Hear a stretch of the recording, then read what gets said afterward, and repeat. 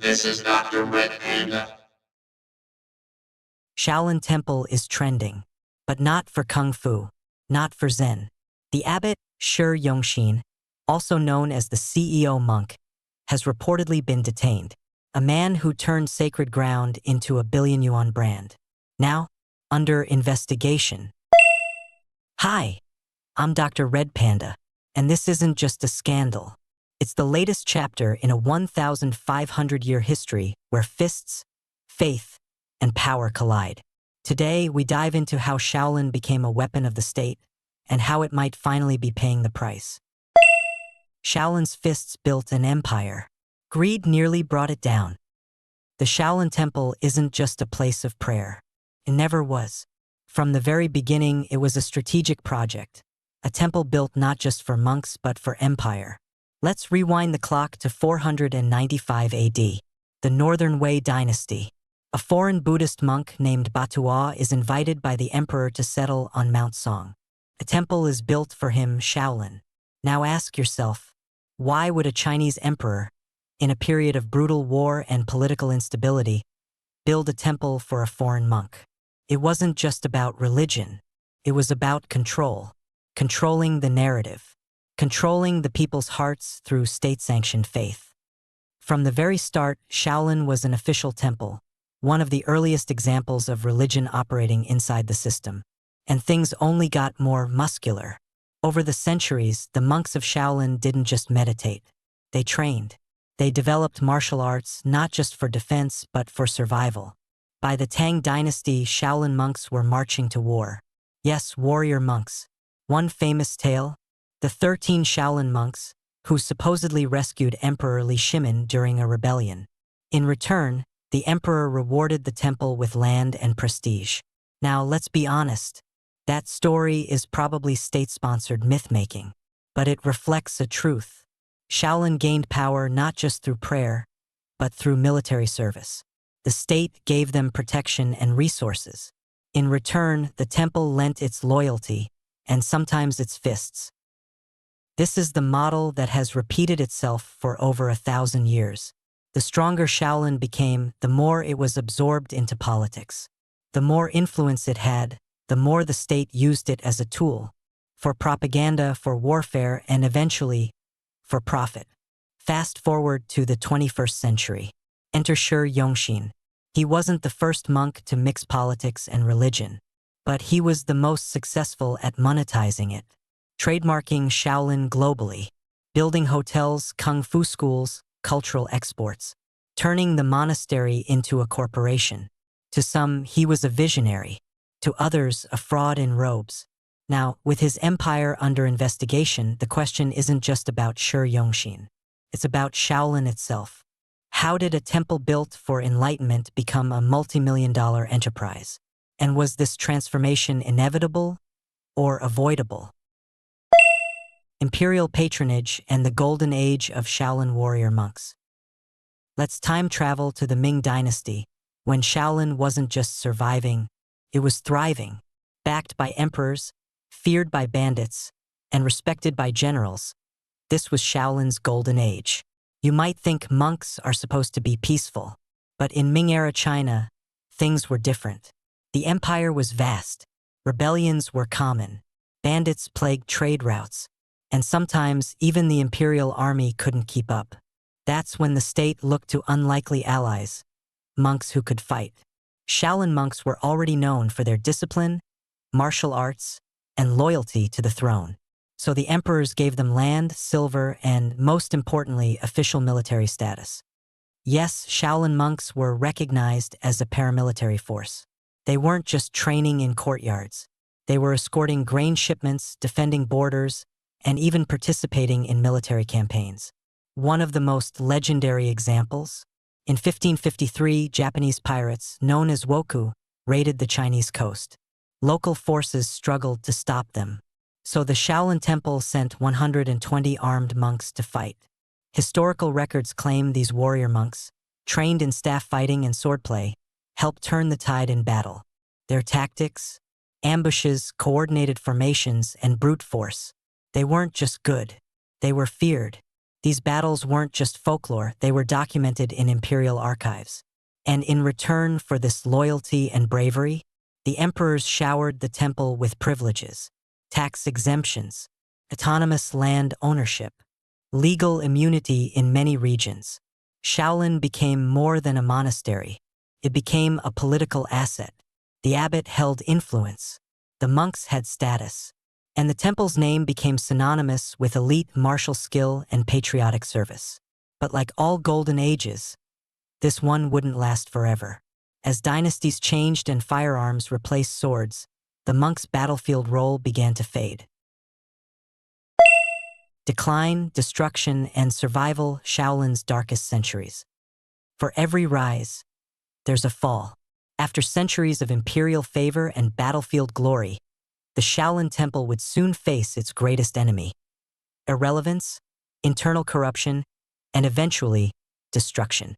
Let's step into the Qing dynasty and the slow, painful collapse of Shaolin's power. As gunpowder weapons replaced hand-to-hand combat, Shaolin's role as a military force faded. Without the state's backing, the temple became more isolated. Monks, once soldiers and advisors, were reduced to ritual keepers and land stewards. And with wealth came temptation. By the 18th century, many monks at Shaolin weren't monks at all. They were imposters, thugs, and warlords exploiting the temple's fame to collect taxes, run rackets, or sell fake martial arts training. Corruption took root. The fighting spirit faded. Then came the final blow. In the 1920s, as warlords battled across China, one of them, Shi Yusan, turned his guns on the temple. In 1928, the Shaolin Temple was set ablaze. Eyewitnesses said the fire raged for over 40 days, destroying priceless scrolls, ancient relics, and sacred statues. Only a handful of monks survived. Many were executed, others fled. The temple, once a symbol of discipline and martial glory, was now a smoking ruin. And as if that wasn't enough, the Cultural Revolution decades later nearly finished the job. Temples were ransacked, religious symbols destroyed, martial arts were labeled superstitions. Shaolin faded from memory, but not entirely. Some monks went underground. They passed down forms, techniques, and chants in secret. In remote villages, students trained by candlelight, risking arrest just to preserve what remained. Shaolin didn't survive because it was strong. It survived because people believed it mattered. Even when the buildings burned, the spirit lived on in whispers, in legends, and in fists raised in quiet rebellion. The rise of a commercial empire, CEO Abbot Shi Yongxin. Following the devastation of the 20th century and the tragic fire of 1928, the Shaolin Temple was in a state of disrepair. Its fortunes began to change, however, with the economic reforms of post-Mao China in the late 1970s and 1980s. These reforms opened the country to a market economy, providing an unexpected opportunity for the struggling monastery. In this new landscape, a visionary leader emerged who would redefine the role of a religious institution in the modern world: Abbot Shi Yongxin. Rather than seeing the temple as a secluded, inward-focused sanctuary, he embraced the principles of capitalism, transforming Shaolin from a historical relic into a global tourism goldmine. Shi Yongxin, who quickly earned the moniker CEO Monk, spearheaded a radical and controversial commercialization strategy. He recognized that the temple's rich history, its legends, and especially its globally recognized martial arts, were powerful assets waiting to be monetized. His first step was to market the temple as a major tourist destination, leveraging a newfound national and international interest in Kung Fu. This strategy proved wildly successful, drawing millions of visitors and generating vital income for the temple's reconstruction. But Shi Yongxin's ambitions went far beyond simple tourism. He sought to build a global Shaolin brand, much like a multinational corporation. Under his leadership, the temple established overseas branches and cultural centers to teach Kung Fu and spread its message. He authorized and licensed film and television projects, ensuring Shaolin's name and image were front and center in popular culture. He even ventured into real estate development and launched a vast range of branded merchandise, from keychains to books and clothing. The temple effectively became a corporate entity, selling everything from intellectual property rights to its very image. This business model ignited a fierce and ongoing debate that struck at the core of the temple's identity. The central question was Shaolin a place of religious devotion or a commercial enterprise? Critics, both within China and abroad, argued that this relentless pursuit of profit compromised the temple's spiritual integrity. The image of a monk, traditionally a figure of renunciation and simplicity, acting as a modern entrepreneur, managing a vast business empire, seemed to be a direct and irreconcilable contradiction of core Buddhist principles. This conflict between faith and fortune reached its peak under Yongxin's tenure, leaving many to wonder if the soul of the institution had been sold for its survival. This paradox, where a monastery becomes a tourist attraction and its abbot a businessman, lies at the very heart of modern Shaolin's enduring identity crisis. The fall of the CEO monk, a broken kung fu dream? In 2025, a storm swept through the Shaolin Temple. At the center of it all was the man who built a commercial empire, Abbot Yongxin. For decades, he was known as the CEO monk, bringing global fame to Shaolin but also attracting immense controversy. Critics had long pointed fingers, accusing him of embezzlement and personal misconduct, behavior unbecoming of a monk. As public pressure mounted and dissent grew within the temple, officials finally launched an investigation. The result was the exposure of a black hole of financial issues and personal scandals. This wasn't just the end for Yongxin.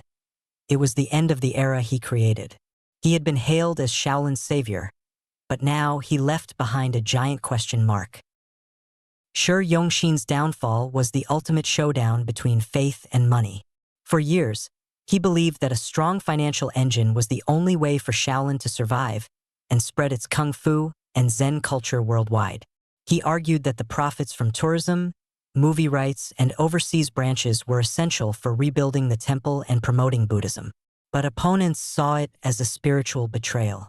In their eyes, Yongxin's pursuit of money had become the goal itself, a total departure from the temple's original purpose. Shaolin's spiritual core was being treated like a product, sacrificed on the altar of capitalism. The sacred ground had morphed into a corporate headquarters. This whole situation showed just how fragile the line between pragmatism and corruption is, and it's a warning about the dangers of mixing religious authority with commercial ambition. Now, Shaolin stands at a major crossroads, and its future is a hot topic of debate. One path is to go back to basics and return to pure practice. Supporters hope the temple can shed its commercial baggage and reconnect with its spiritual roots. They believe Shaolin should give up its business ventures, downsize its global brand, and focus on meditation, scripture study, and traditional martial arts as a form of religious discipline, not public performance. Their dream is for Shaolin to once again become a true Zen sanctuary, untouched by the modern commercial world. The other path is a more moderate approach, a kind of spiritual brand IP model. This route would continue to leverage Shaolin's name, but with a new focus on ethics and transparency. The business side could be run by a professional management team with strict oversight, ensuring all profits genuinely serve the temple's religious and cultural goals. This way, Shaolin could remain a tourist destination and cultural icon, while renewing its commitment to its spiritual mission. The story of the Shaolin Temple is like a live-action historical drama that has played out over 1,000 years, full of highs and lows. It started with Bodhidharma's quiet meditation, used kung fu to survive in times of chaos, and basked in imperial favor during peaceful eras. But it also endured the flames of war and struggled to survive in the modern commercial tide. Yongxin's commercialization push was, in my opinion, a bold move to keep Shaolin relevant. But it brought faith and money, two things that seem totally at odds, into an unprecedented collision. This raises a really tough question. When a sacred place has to rely on business to survive, are we really protecting the faith, or are we cheapening it?